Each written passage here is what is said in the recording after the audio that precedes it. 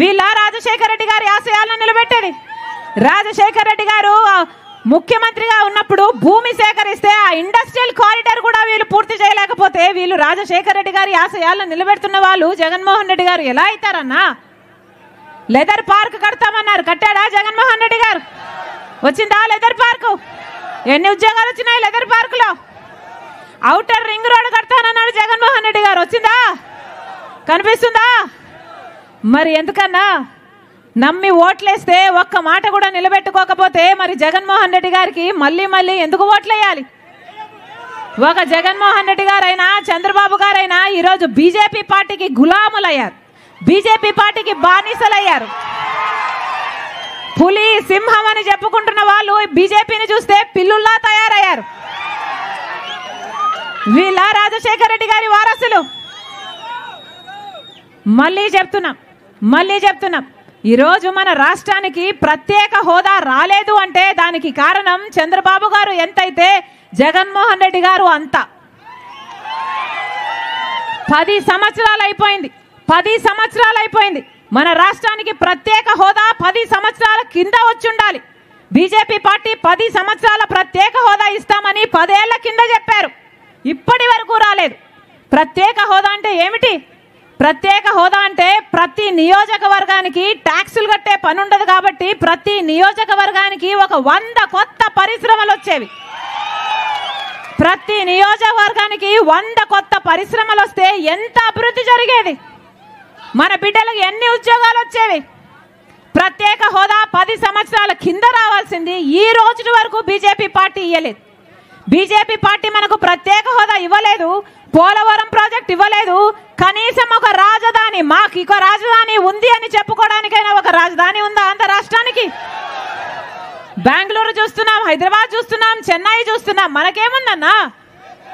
మనమేమి సాధించుకున్నట్టు?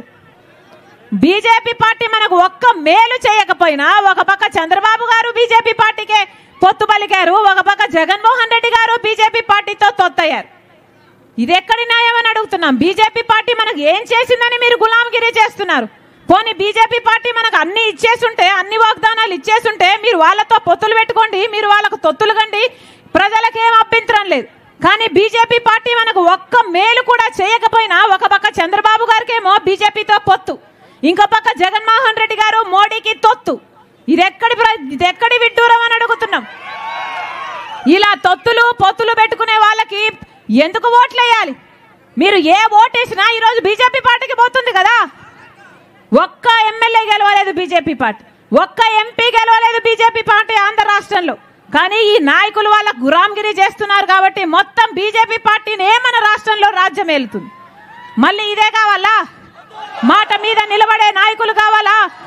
రాజశేఖర రెడ్డి గారి సంక్షేమ పాలన కావాలా? లేకపోతే రాజశేఖర రెడ్డి గారి ఆశయాలను తుంగలో తొక్కే జగన్మోహన్ రెడ్డి గారు కావాలా? లేకపోతే మళ్ళీ బీజేపీతో పొత్తు పెట్టుకున్న చంద్రబాబు గారు కావాలా? ఎవరు కావాలన్నా మీకు?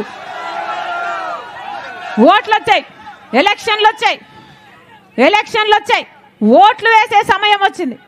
అందుకే చెప్తున్నాం, ఆలోచన చేసి ఓటు వేయండి. ఎంత ఇస్తామంటున్నారు? ఓటుకి ఎంతంట?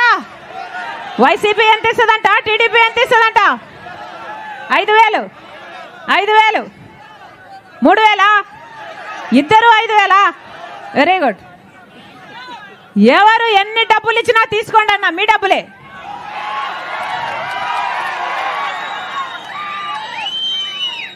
మీ డబ్బులే మీ చేతుల్లో పెడుతున్నారు, మంచిదే.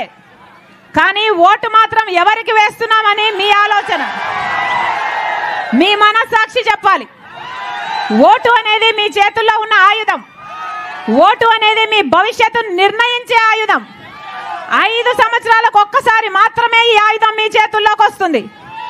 ఓటు అన్నది వృధా చేసుకుంటే మీ భవిష్యత్తే కాదు, మీ బిడ్డల భవిష్యత్తును కూడా మీరు నాశనం చేసిన వాళ్ళు అవుతారు.